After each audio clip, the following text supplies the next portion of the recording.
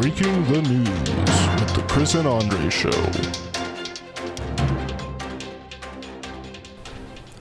Welcome to Breaking the News, where we scour the globe for the most interesting stories and give you our opinion on it so that you know how we feel and you don't have to go looking for them. Let's see. Andre, why don't you go ahead and kick things off with the first story this week?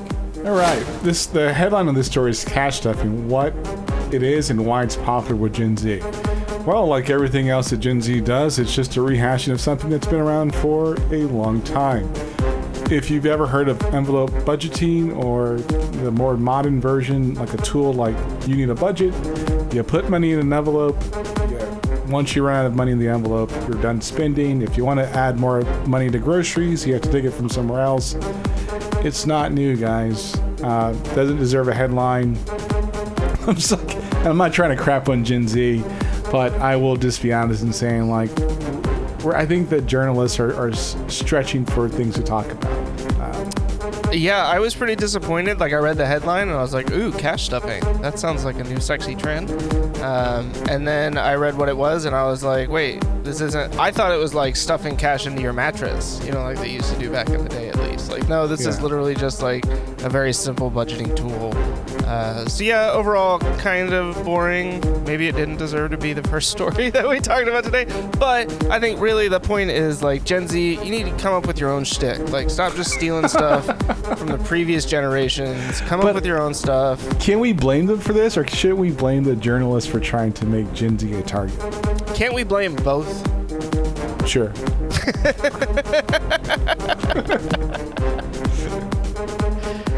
All right, next up, this is some sad news if you still live in the Raleigh-Durham area. Raleigh-Durham being the city Raleigh-Durham. It's one city. No, smushed them together. No. The two cities, Raleigh and Durham, apparently fell on the list of most popular places to live. Or is it best places to live? Best places to live 2022.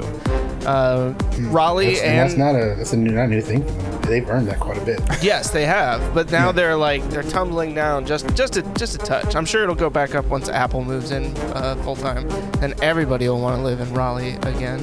But yeah, you know, it's one of those things. I think, like, it's bound to happen, right? You can't be on top all the time, but especially with the way that traffic and things have been going in the Raleigh area, I can kind of understand. Yeah. And the cost of living is obviously going up as well there, so that I think both of those things kind of played a factor here. But yeah, I don't dislike the article. I do believe that a city or metros, like, cost of living should be a factor. I don't like these lists of, like, best place to live because everybody's situation is different. And I do think the critiques are very fair. But it also made a very interesting point in the article that it's relatively cheaper to live here than San Francisco, right? So it's cheaper to live almost anywhere than San Francisco, though. So it's not like it's not a fair comparison. I don't really hate it. I will say that for just as many people that are moving here for more than likely a job, there are more people moving out because the climate here is becoming just like every other southern entity in the southeast. So, not a bad article. Some truth to the headline. Now, when you say climate, you mean like the temperature, or the is that like a metaphor? For the racism? Yeah. Okay, yeah. I just wanted to make sure we were on the same page. I'm like, I don't feel like the temperature, the weather has changed all that much outside in the last, today's racism will be moderately high with a chance of overcast. Maybe that's something we need to add to the podcast, your racist forecast. Yeah. I have a suit. I can totally make that work. Going back to the economy and trying to get things back to normal, I think that the false and manufactured inflation is forcing the Fed to do something it hasn't done since 1994, and that's to increase interest rates. And if you're a student of economics and history, you can thank Bill Clinton and the Greenspan era of just the 6%, 7% interest rates. But to be honest and to be fair, I think that manufactured inflation and manufactured demand is terrible for the economy altogether. on my way into Raleigh this morning, as a matter of fact, I heard an economist say, we can actually do something about this by not paying higher prices. That was like, she gets it, but that's her. I'm like, we've talked about that before. It's all manufactured.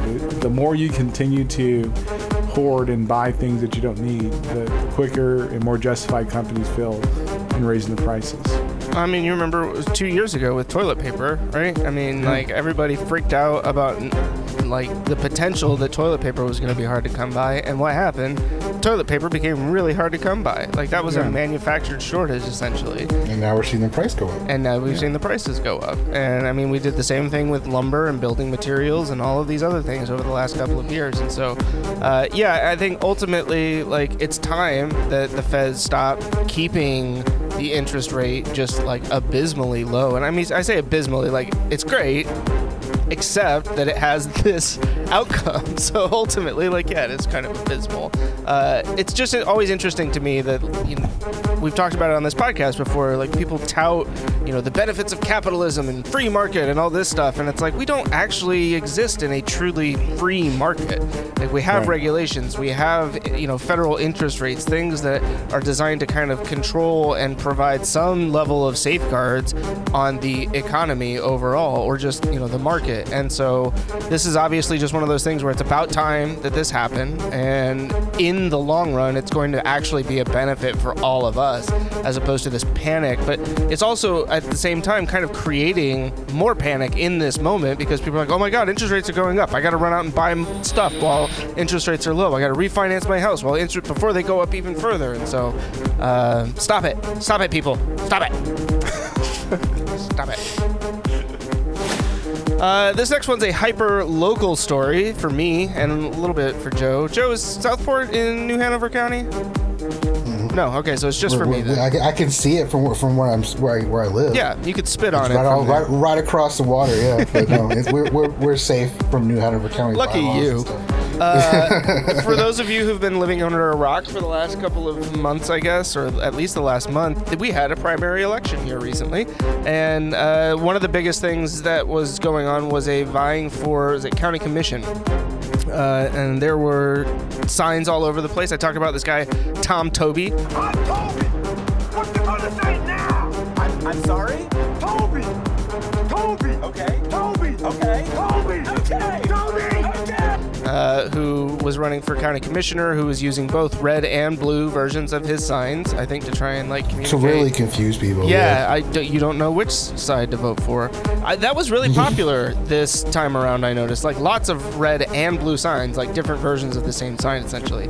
I, as a registered independent, actually decided to vote on the Republican ticket because I was thinking along this lines, tell me if I'm crazy, maybe if I help to kind of choose some reasonable Republicans, it won't be like some nut job versus some nut job. Like, not that I necessarily think that the Democratic side is that much better, but I do feel like in general they kind of have a less hard time picking more like kind of center-leaning people.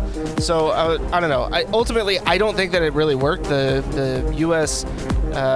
Senate candidate, not Senate, representative candidate that I voted for did not win. She actually seemed like a fairly reasonable person based on what I had, the research that I had done. But yeah, so. And by research, you mean Google. Oh yes, Google. But then reading, like, what was it? Yeah, man. He went to her house, knocked on the door, asked for a tea party. Well, I went on Ballotpedia. Every vote counts. I looked at her website, and I looked at her campaign website. I looked at the articles in the newspaper where they had done. I'm just giving you a hard time. Oh, I know you are, but I'm just saying, like, it's not that hard to actually do your own research, and I mean, like, literally do your own research, as in read the research that other people have done, not like, yeah, go out and ask her face to face, like, so what do you think about these things? Yeah, so basically this story was all about, I got way off kilter here, I apologize for that, everybody. But the story was that we have all of these candidates that were running for county commissioner. We had 7 different candidates between the two sides that were running for county commissioner. I don't even know who won it. It's, the primaries, but they'll have a runoff here in November. I'm sure it'll be lovely. Very few politics and, like, what do you call it? it? Talking points. Very cordial. Thrown Yeah, around. very Yeah, cordial. very cordial. Nobody will say anything horrible about Well, if their it makes you opponent. feel better, I did the opposite of your strategy. I figured that the Republicans in where I live can kill themselves all quite nicely without my help. And so I tried to at least pick somebody that was a Democrat that actually did their job. I don't think I was successful in very many instances, except for my pick for U.S. Senate, Cheryl Beasley. So for the most part, yeah, I think we're thinking along the same lines of, like, can we get some reasonable people to do their job, or at least It's kind of vie funny for how you the two kind of cross opportunity like to do their that. job, right? Well, speaking of reasonable, and like this is for all you QAnon people out there, the U.S. Army PSYOPs, these guys thought it was a great idea to make a commercial. So I'm trying to think back, and in the article it made a point of, do you ever see like Delta Force doing advertisements? Nope. But I remember when I was growing up, I saw a Navy SEAL commercial. So Now, was this the one where they were all laying down in the water and you couldn't see them? Yes, that's that one, and Yeah. they're under a boat or something like that. So these things aren't unheard of, but the PSYOPs team, they kind of like, I don't know, they just let the genie out of the bottle on this one. What do they do? Dude, they're totally talking about how, who's the, if there's a puppet master, who's pulling the strings. All right, the U.S. military and government do not, especially the CIA, do not have a very good reputation in Central and South America for, Being the puppet Yeah, master. they're pigs. So I don't know if that was the angle they really wanted to take, but Hey man, everything's learning curves. We made a couple of mistakes. We're probably doing something great now, right? How's that going? No, Gaddafi, Osama bin Laden. There's a lot of people on our track record of that we either trained, armed, or put in position of power, Or all three. or all three, and it did not turn out very well. Yeah. The enemy of my enemy is my enemy, right? No, wait. They are now. The whole video, I mean, like, I can kind of understand wanting to recruit. No, I can't. Okay, I guess. I can, from a marketing standpoint. I want to know the marketing firm that they hired to make that, though, because It was probably in-house, dude. it might have been. I don't know. Like, it was pretty high tech. You think that the Army could really pull that off? So actually I did. To be fair, the PSYOPs team has been in the news like twice in the last 18 months or 24 months. Last year, during January 6th, a former PSYOPs colonel, I believe she was, or an officer, went to the Capital? to the Capitol building. So I don't know if they need to figure out something about getting their brand out there, but they're not doing a very good job right now. Maybe that's what she was trying to do, just get their brand out there. She was actually actively recruiting. Like, she was standing on the lawn, like, handing out pamphlets to people. Hey, come join PSYOPs. We'd love for you to join. What's funny is I actually read another story recently that was talking about the diversity problem that America's intelligence agencies are facing right now, and how they've been like well aware of it for some time and have done absolutely nothing to try and like solve it, or even like try. Well, which is not surprising, but well, I look at the whole diversity thing as you can advertise a job, but you hire from where you recruit. So if you only recruited certain places, you're probably only going to get certain people to fill your Quote them, applicant we pool. are everywhere. But I do believe that how we look at diversity in and of itself it's probably a little bit more holistic than that. I don't think any company should have a diversity plan. I think they should probably diversify where they recruit at. But isn't that in and of itself a diversity plan? Sure. I mean, the semantics. But, I'm sure there are... Mister, it's not complicated, it's complex, but I don't want to get into semantics. Well, I mean, I'm sure there are non-Caucasian people that go to, Virginia Tech, or they go to MIT, or they go to Stanford. Yeah. But, what about HBCUs, or what about, non-Ivy League, or whatever you call the lower Ivy League schools? Yeah. I mean, those are just things I would look at it that way. Or did you look at schools with a different demographic that's probably got more of a blend of a demographic? that's probably a more organic way to have diversity. Semantics. This last story talks about something I think we all knew was bound to happen sooner rather than later. Gosh. Donald Trump is selling Truth Social. Shocking. He apparently used it for like the second time ever, most recently, to try and endorse at the very last minute the Madison Cawthorn. failing Madison Cawthorn, who has been ousted from his seat 16 months after being elected as the youngest congressman in U.S. history.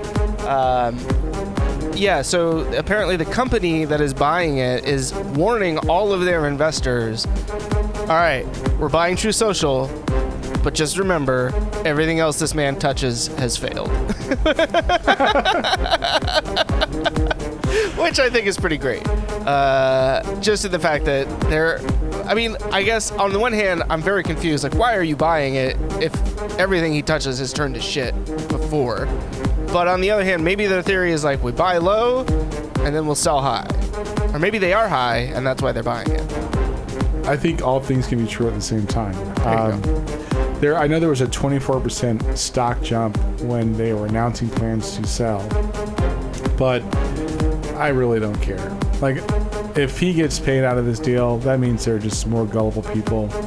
If you look at Elon Musk, like, screw around with Twitter, I don't care about their stock price. I don't care about their product.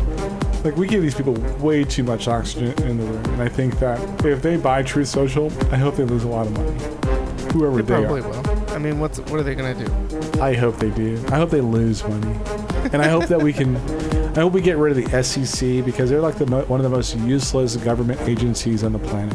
Like, didn't you hear?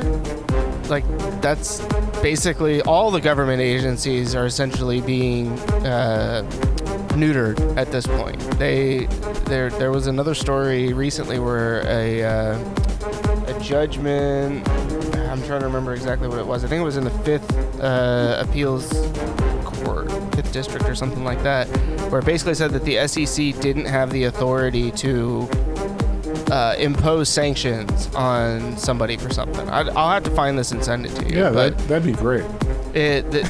A lot of people are freaking out because they are basically reading it as this is the end of, like, that all government agencies will now have to litigate, like, not litigate, but what do you call it? Go through the courts essentially in order to have any of their stuff actually, like, affirmed and imposed. I don't know if that's a good or bad thing, but We'll find out. we will find out. Anyways, that's it for Breaking the News this week, where we cover the top stories, give you our take on it. Chris goes long-winded on one of them, so it takes way longer for us to get through than it should. Thanks so much for hanging out with us. As always, I'm Chris. I'm Andre. And he's Fireside Joe. And we'll be back next week with some more Breaking the News. Hey guys, it's Chris from the Chris and Andre Show here. Just wanted to say thanks for checking out our show. We hope you enjoyed it. If you would, subscribe, like, make sure to hit the notification bell so you get alerts when we post new videos, and leave a comment with your favorite part of the most recent episode that you watched. We'll see you on the next one.